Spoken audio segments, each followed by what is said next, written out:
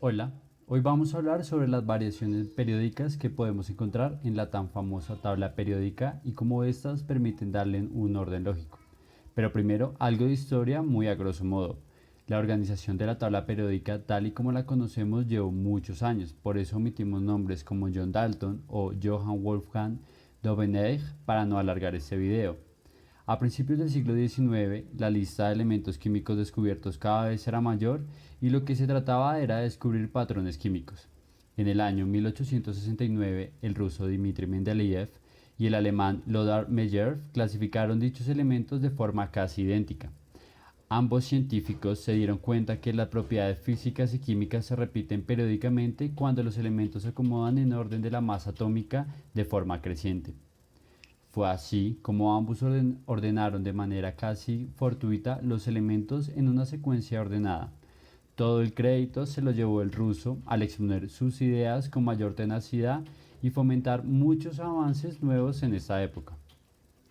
Lo interesante de este nuevo orden era que había espacios en blanco, es decir, existían elementos aún por descubrir, los cuales el ruso predijo.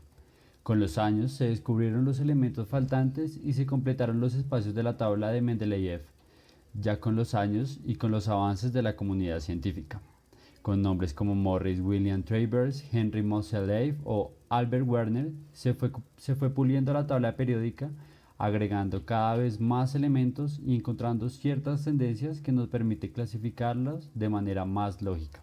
Antes de hablar de las tendencias periódicas, es necesario mencionar el concepto de carga nuclear efectiva, pues está fuertemente ligado a estos. Por eso, una rápida explicación. Imaginemos un átomo cualquiera, por ejemplo el sodio, cuyo número atómico es 11. Respectivamente tendrá 11 protones como carga positiva en su núcleo y 11 electrones como carga negativa orbitando alrededor de este. Cabe aclarar que esta representación que vemos está fuertemente simplificada para facilitar esta explicación. Como podemos observar, los electrones están distribuidos en sus diferentes niveles de energía. La configuración electrónica del sodio es 1s2, 2s2, 2p6 y 3s1. En este sistema, cada electrón sentirá atracción por las cargas opuestas y repulsión por cada una de las cargas semejantes. Pero mejor miremos esto con más detalle. Como decíamos, el núcleo atrae a los electrones y los electrones a su vez ejercen una repulsión a los más externos. Esto sucede nivel por nivel, por eso cada electrón no siente una carga nuclear neta. Los electrones de niveles de energía inferiores crearán un efecto de apantallamiento. Representamos la carga nuclear como las flechas rojas y las repulsiones por las flechas de colores a las que nombramos apantallamiento. Al sumar estos vectores de fuerza sobre los electrones obtenemos la carga nuclear efectiva. Normalmente se tiene en cuenta la carga nuclear efectiva que sienten los electrones del último nivel de energía, y esto se calcula teniendo en cuenta las reglas de Slater. Pero bueno, ahora sigamos con las tendencias periódicas. Basándonos en el modelo atómico actual, sabemos que los orbitales se definen como una nube en la cual el electrón tiene una alta posibilidad de encontrarse. Es por ello que no podemos medir esta distancia como si lo hiciéramos para el radio de un círculo cualquiera. Entonces, la gran pregunta es ¿cómo podemos medir el tamaño de los átomos? Pues bien, esta medida se puede obtener de varias formas, con base en las distancias entre los átomos en diversas situaciones. Imagine un conjunto de átomos de argón en forma gaseosa. Cuando dos átomos colisionan entre sí en el transcurso de sus movimientos, rebotan de cierta manera como si fueran bolas de billar. Este movimiento ocurre debido a que las nubes electrónicas de los átomos que colisionan no se penetran de manera significativa. Así, la distancia más corta que separa los núcleos durante tales colisiones es el doble del radio atómico enlazado. Una vez explicado y entendido el concepto de radio atómico, miremos cómo varía de acuerdo a la tabla periódica. Una vez explicado y entendido el concepto de radio atómico, miremos cómo varía de acuerdo a la tabla periódica. En cada grupo, el radio atómico aumenta de arriba hacia abajo. Cuando descendemos en un grupo, los electrones tienen una alta probabilidad mayor de estar más alejados del núcleo, lo que ocasiona que el átomo aumente su tamaño. Dentro de cada periodo, el radio atómico disminuye de izquierda a derecha por el aumento de la carga nuclear efectiva, lo que provoca un incremento en la atracción de electrones de valencia por el núcleo. En cada átomo podemos encontrar un electrón que está más débilmente unido a este. La primera energía de ionización es la mínima cantidad de energía medida en joules necesaria para separar este electrón. Por ejemplo, la primera energía de ionización del átomo neutro de calcio equivale a 599 kilojoules. Así pues, si usamos esta energía sobre el átomo neutro de calcio, lograremos remover dicho electrón más débilmente unido y obtendremos un catión de calcio con carga 1 positivo. También podemos observar que el nuevo catión de calcio tiene menor tamaño que el átomo neutro de calcio. Esto se debe al aumento de la atracción del núcleo en cada uno de los electrones, logrando que se acerquen más a este.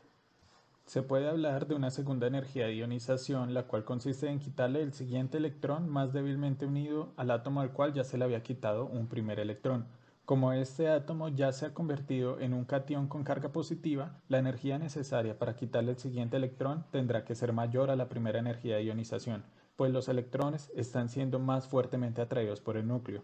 Tomando como ejemplo nuevamente el átomo de calcio, su segunda energía de ionización es de 1145 kilojoules, casi el doble de la primera energía de ionización debido a su carga positiva. Así pues, cuando analizamos las tendencias periódicas de la primera energía de ionización, podemos observar claramente dos tendencias. La primera observación consiste en analizar la carga nuclear efectiva, la cual aumenta al recorrer de izquierda a derecha un periodo. El incremento de la carga nuclear efectiva causa que los electrones más externos sean atraídos con mayor intensidad, lo cual hace que sean más difíciles de separar. Por lo tanto, la primera energía de ionización aumenta de igual manera que la carga nuclear efectiva.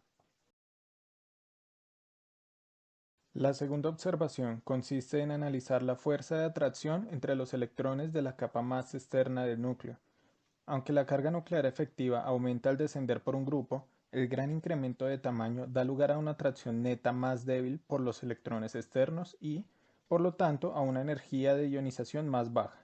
Según la ley de Coulomb, la atracción por los electrones de la capa más externa es directamente proporcional a las cargas efectivas e inversamente proporcional al cuadrado y la distancia entre ellas. Por esta razón, a medida que aumenta el radio atómico en un grupo dado, la primera energía de ionización disminuye porque los electrones más exteriores están más alejados del núcleo. Aún así, hay algunas excepciones a estas tendencias, afectando sobre todo a la tendencia de la energía de ionización de aumentar de izquierda a derecha. Estas excepciones se localizan en los grupos 13, 14, 15 y 16, donde los electrones van ocupando uno a uno orbitales separados y no se protegen entre sí de forma significativa, lo que, en lugar de aumentar su primera energía de ionización, esta disminuye con respecto al elemento del grupo anterior en la tabla periódica. Mas, sin embargo, la tendencia de aumento se restablece nuevamente a partir del grupo 17. La afinidad electrónica se define como la cantidad de energía que se absorbe cuando se añade un electrón a un átomo para formar una unión de carga 1 negativo. Sin embargo, la mayoría de los elementos no tienen afinidades por un electrón adicional.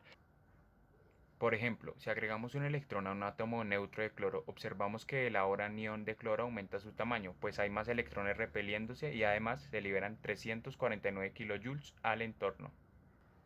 Por convención, al momento de representar la afinidad electrónica se asigna un valor positivo cuando se absorbe energía y un valor negativo cuando ésta se libera. Es importante comprender la diferencia entre la energía de ionización y la afinidad electrónica. La primera mide la facilidad con que un átomo pierde un electrón, mientras que la afinidad electrónica mide la facilidad con que un átomo gana un electrón.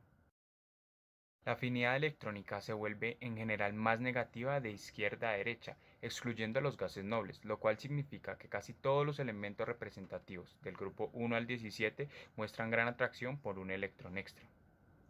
La afinidad electrónica también tiende a aumentar cuando nos desplazamos hacia abajo en la tabla periódica.